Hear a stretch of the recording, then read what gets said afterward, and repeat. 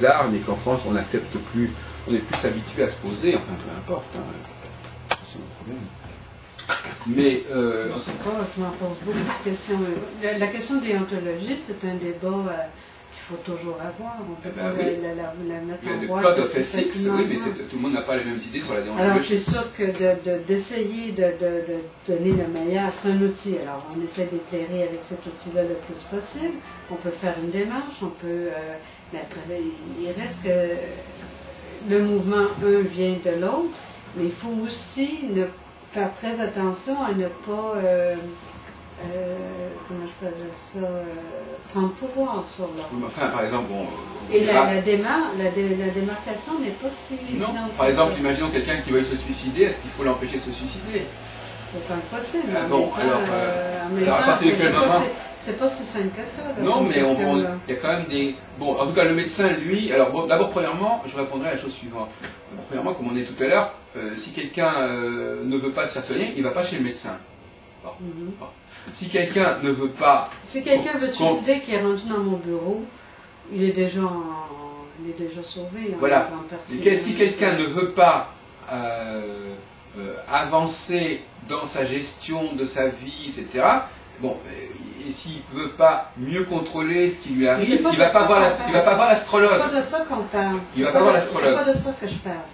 C'est sûr que s'il est là, je vais lui donner tous les outils que je peux lui donner. Voilà. C'est ce que je dis depuis le début. Ça, je vais lui donner. Mais après, il va bien en faire ce qu'il veut. Bien sûr.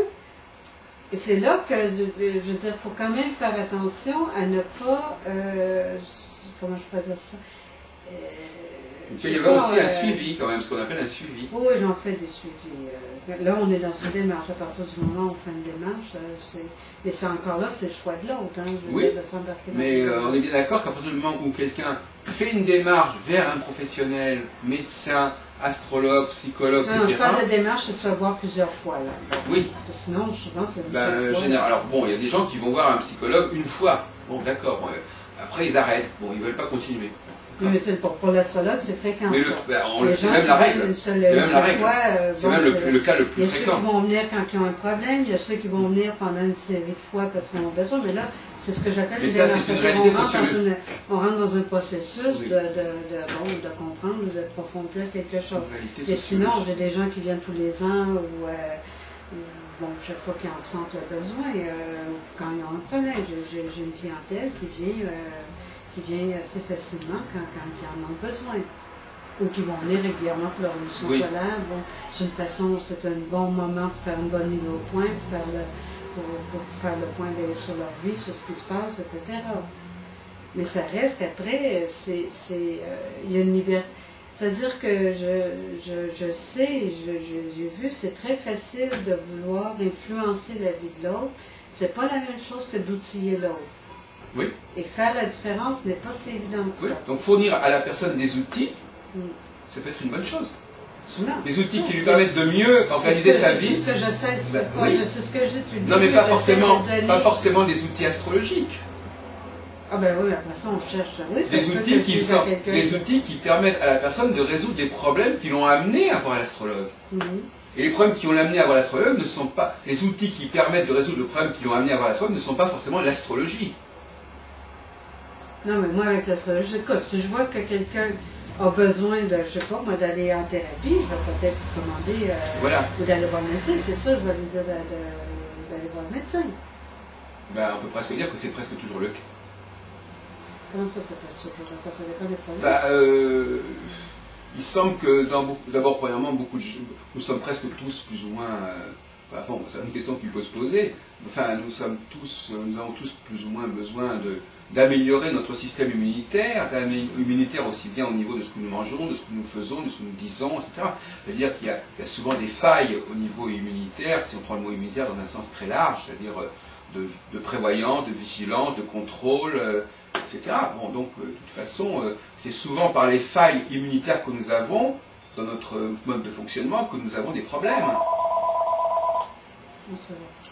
Donc, on peut même se poser la question de savoir si ça n'est pas... il ne faudrait pas trouver, justement, quel est où est le dysfonctionnement qui explique pourquoi la personne... Moi, je vais m'occuper d'abord du fonctionnement psychologique, à moins que je vois quelque chose... Mais le fonctionnement psychologique, il est... La question de savoir ce qu'on entend par fonctionnement psychologique. Le fonctionnement positif, c'est aussi un dysfonctionnement psychologique. Absolument, oui. C'est ce que je viens de dire. J'essaie de voir qu'est-ce qui... Oui, mais vous allez le voir à travers le thème astral, ou vous allez le voir autrement. Bien sûr. Ah ben voilà, c'est ça la question que je posais. La question de savoir, est-ce que c'est par le thème astral qu'on voit les dysfonctionnements psychologiques? Ben, oui, ou parce que les tendances. Non, parce qu'il y a une espèce d'ambiguïté. La ligne noire est un apprentissage, ça en est justement une grille d'analyse psychologique. Il y a une espèce d'ambiguïté. Pas tout le thème, en fait.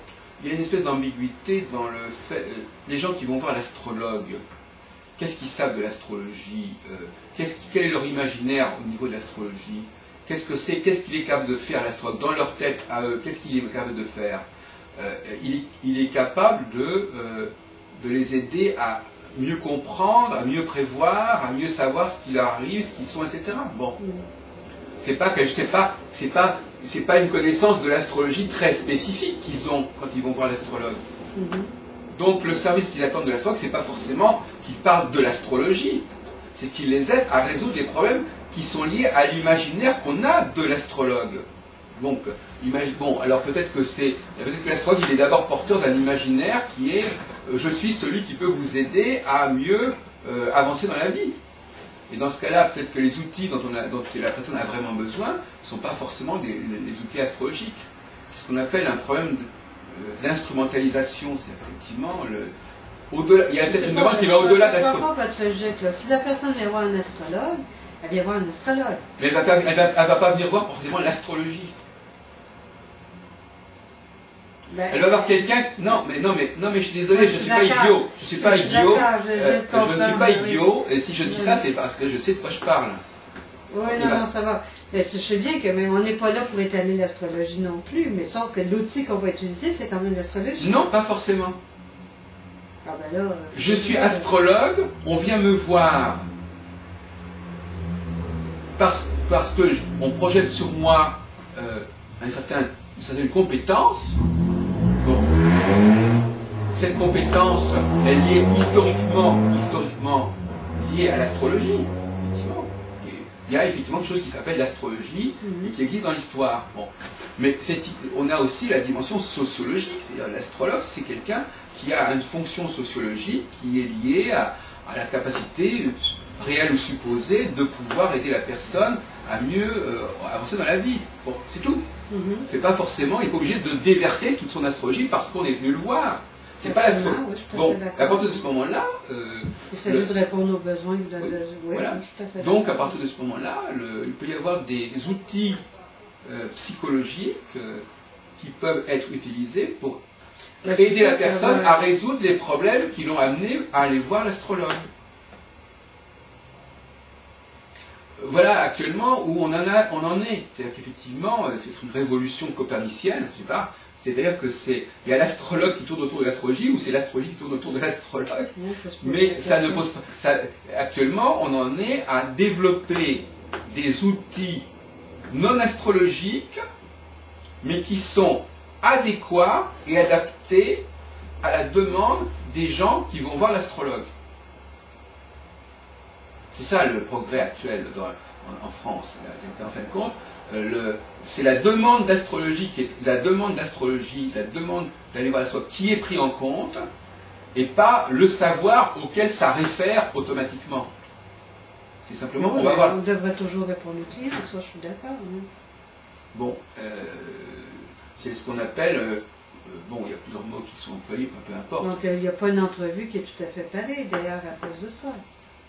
Parce qu'il y aura ce que actuellement, on considère que les astrologues seraient conduits à devoir acquérir, non pas les connaissances de psychologie classique, non, c'est un champ de la psychologie qui s'appelle, on pourrait appeler ça une sémiotique, si vous voulez, c'est-à-dire l'étude des signes, pas des signes au sens zodiacal, mais des signes avant-coureurs, des signes dans la vie qui fait que ça, je vais devenir malade, etc. Bon, cette capacité à reconnaître des signes, à tenir compte des signes ou à ne pas en tenir compte, etc., des signes qui font décider ou des signes qui font que, etc., ça, c'est une discipline une psychosémiologie, enfin vous appelez ça comme vous voudrez, qui se développe et qui est faite pour justement aider l'astrologue à travailler, comme autrefois on a mis les ordinateurs au service de l'astrologue.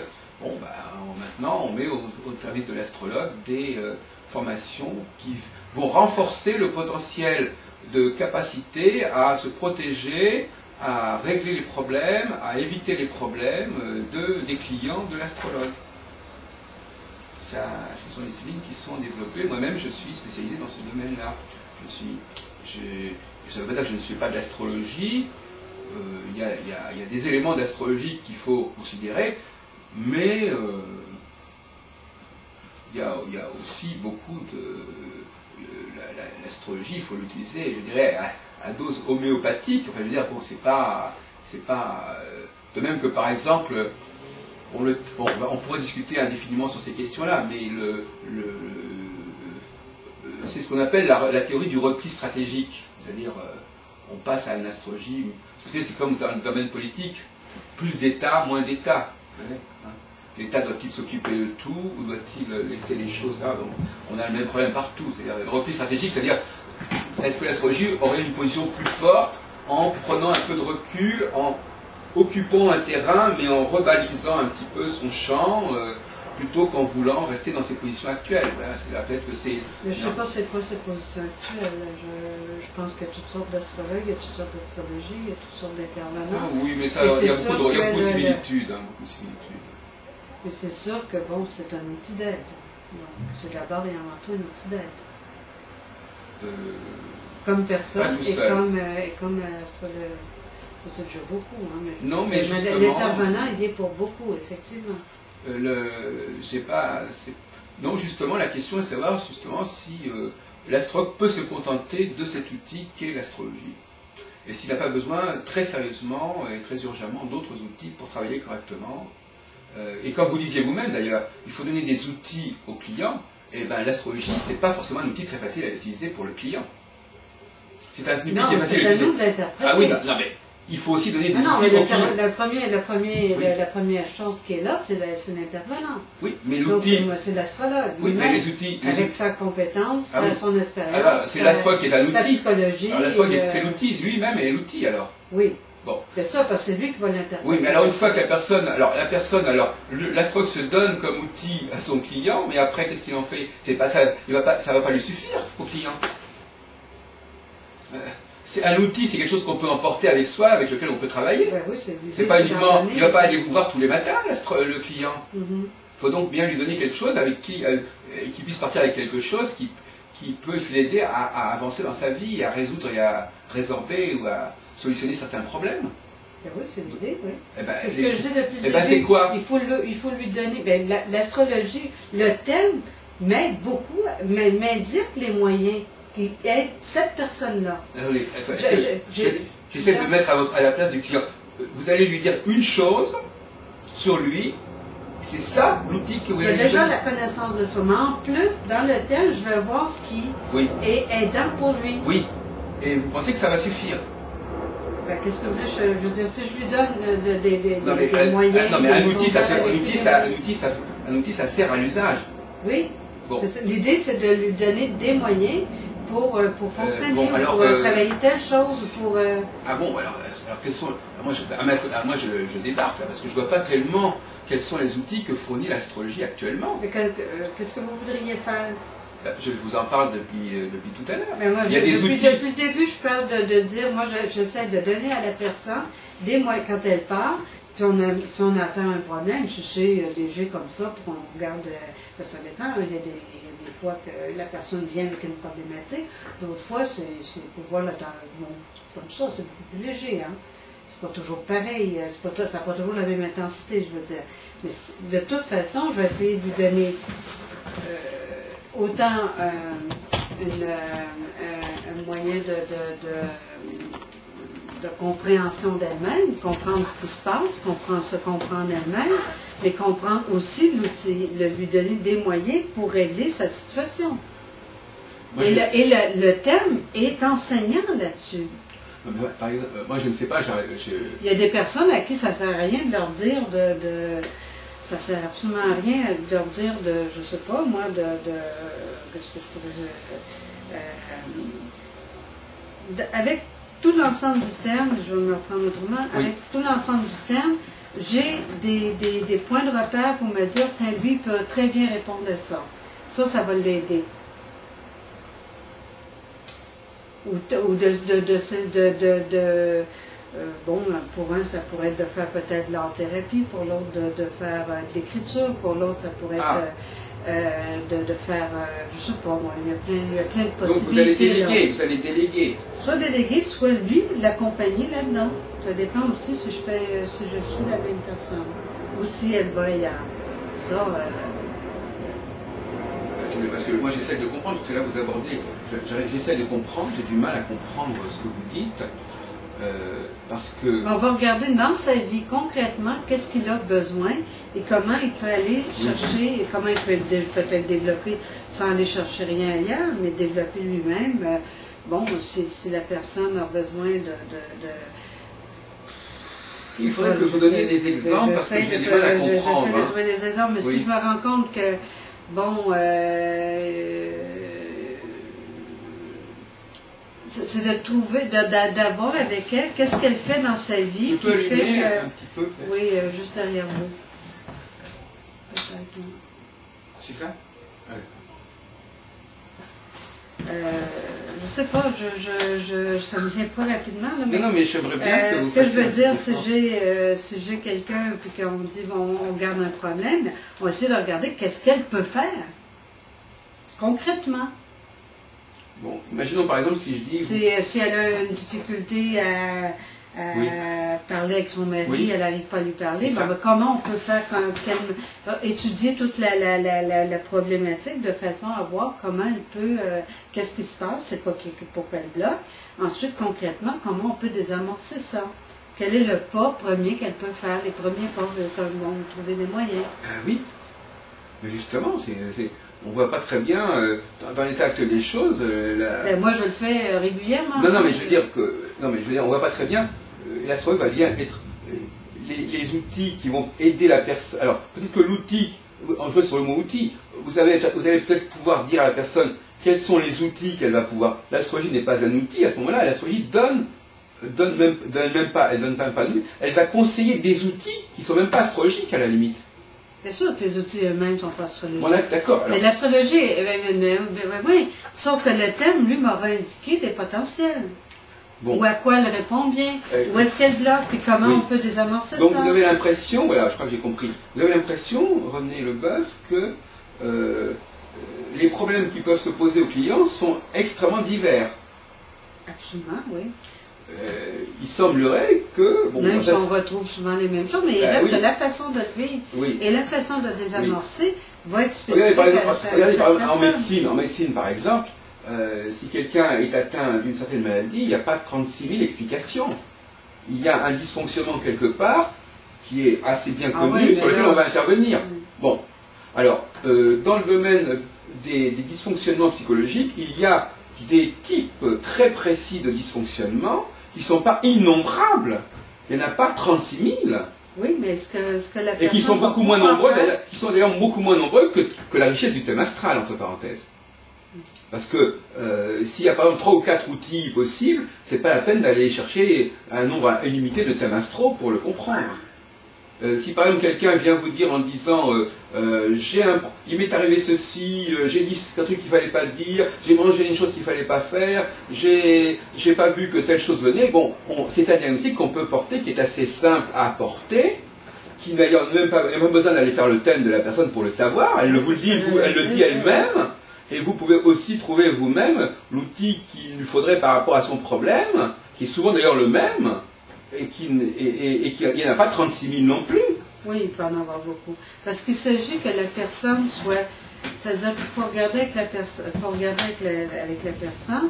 un, tu sais avec quoi elle peut être à l'aise, Parce que si on lui dit de faire quelque chose qu'elle ne fera jamais parce qu'elle ne sera jamais capable de le faire ou que ça ne lui correspond pas, ça ne lui parle pas, ça ne veut rien dire, ça ne donne absolument rien de dire la recette, c'est ça. De toute façon, il n'y a pas de recette en psychologie. Je pense qu'il y a des idées, il y a des idées, il y a des méthodes, il y a des idées, mais après ça, il faut regarder avec elle qu'est-ce qu'elle se sent prête à faire, capable d'amorcer et capable d'assumer. Oui. Et ça, ben, des fois, il faut fouiller. Hein. Oui, il faut trouver la... Non, non, c'est pas... et en tout cas, on peut discuter avec la personne à ce sujet. Exactement. On n'est pas besoin d'étayer son thème pour parler. Mais le thème me donne déjà des idées.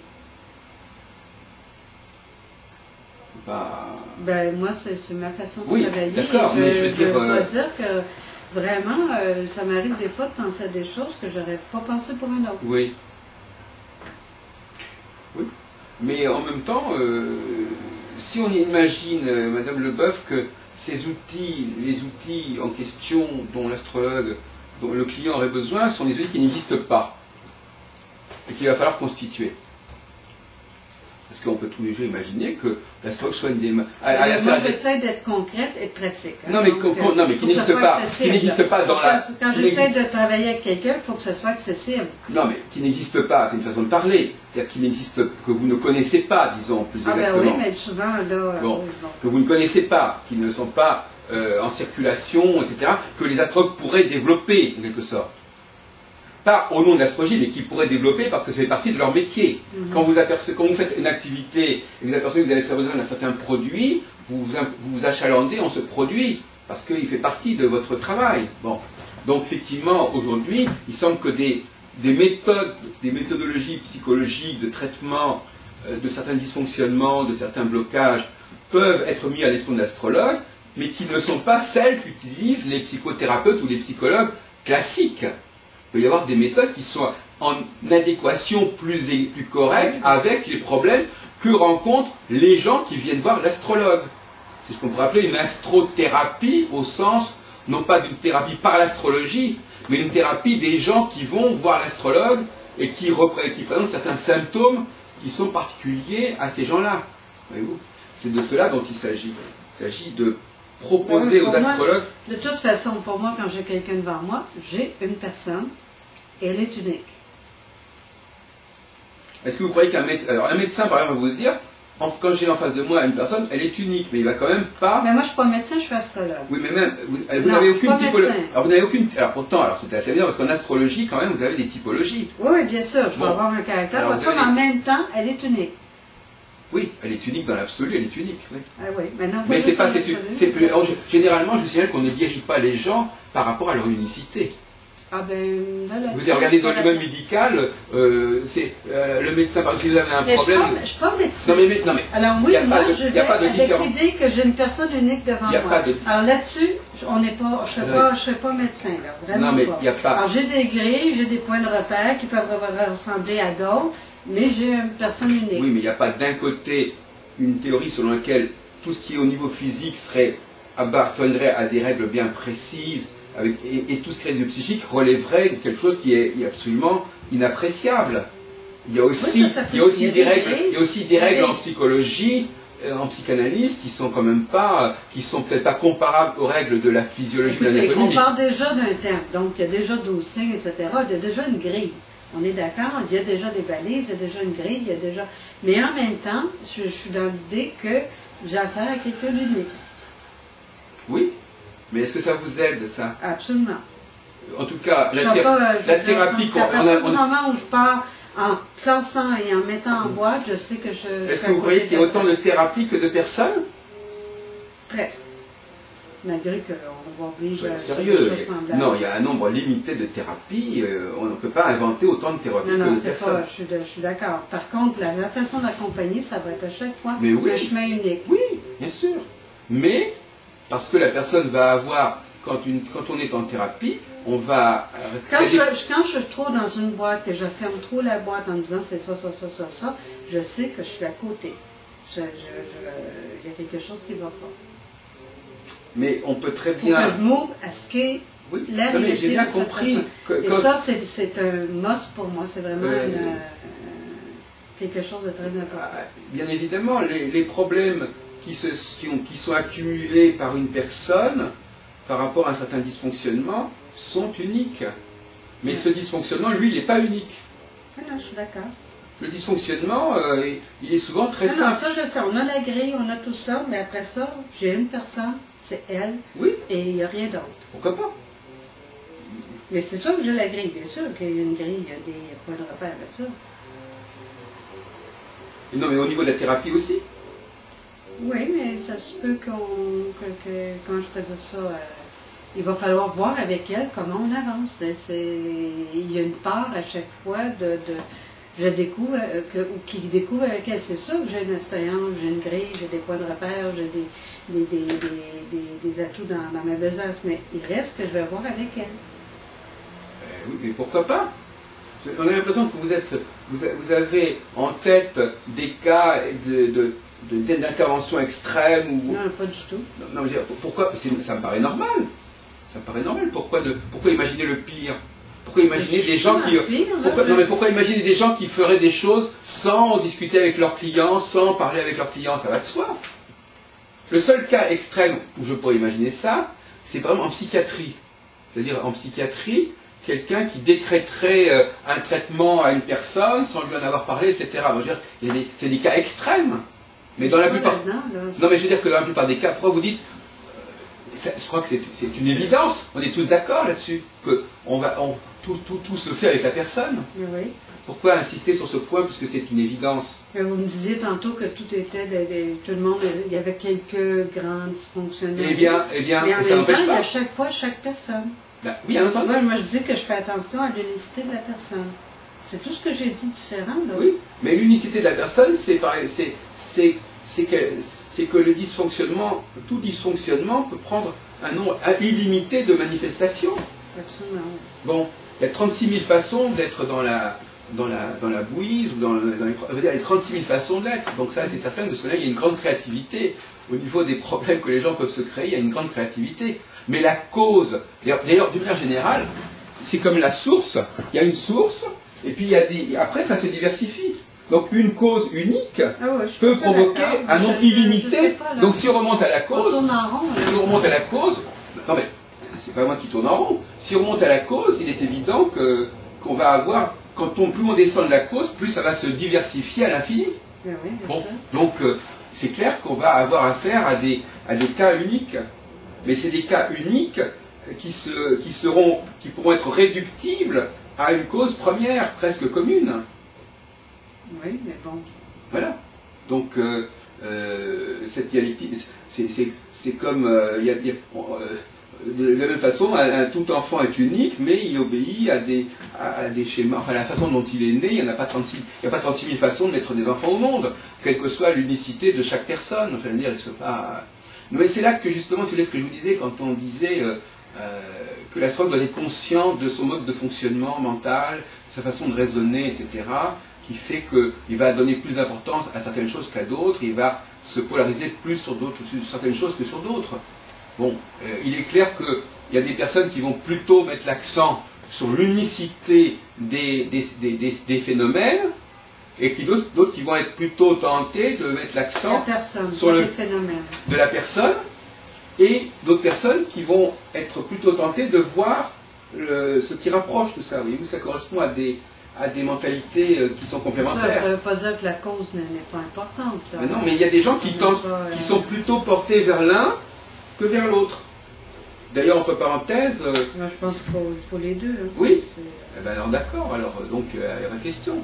Mais apparemment, donc pour vous, il y a des priorités. Ben, les priorités ne sont pas forcément les mêmes. Mais écoutez, je vous remercie parce que je vais avoir à bouger. Oui. Je vois qu'on a eu une conversation assez franche, qui devrait intéresser les gens. Parce qu'on a touché à des questions majeures de la pratique de l'astrologie, de la pratique de l'astrologue, des problèmes qui se posent à l'astrologue. On a pas mal avancé. Enfin, moi je vous dis ça à mon point de vue, parce que j'ai quand même l'expérience des entretiens. Donc je pense que on a pas mal travaillé. Voilà. Bon, de toute façon, l'astrologie, ça reste quelque chose d'un peu marginal. Hein? Ça reste quelque chose d'un peu marginal. Oui. L'astrologie reste quelque chose de marginal. Pas pour... Oui, mais elle existe. Elle existe. Elle existe et elle a une force symbolique, elle correspond à... Elle apparaît comme une solution, à tort ou à raison, une solution, elle attire... Elle a une puissance de fascination, comme dirait Elisabeth Tessier, elle a une puissance de fascination. Définitivement, mais en plus c'est un lien avec quelque chose qui remonte loin, mais avec l'univers. Voilà, il y a ça aussi. Et l'astrologue est quelqu'un qui est censé avoir d'autres outils, d'autres façons de travailler, des solutions à tort ou à raison, et on va vers lui. Maintenant, à lui de se demander, c'est ce qu'on appelle le contre-transfert, se demander, pour répondre aux attentes qu'on a de lui, qu'est-ce qu'il doit faire véritablement? Est-ce qu'il doit... Mais je pense qu'il faut aussi qu'ils se définissent. Hein. Je veux dire, il y a des astrologues qui vont être prévisionnels. C'est se définir vraiment particulièrement prévisionnel, se définit prévisionnel. Celui qui est plus thérapeute, disons, ou plus dans le désir de la compréhension psychologique, je pense qu'il y a un besoin de se définir. Ça ne veut pas dire qu'il ne fera pas de prévisionnel, mais il y a une définition personnelle qui est à faire. Savoir aussi là où il ne peut pas répondre et là où il peut répondre.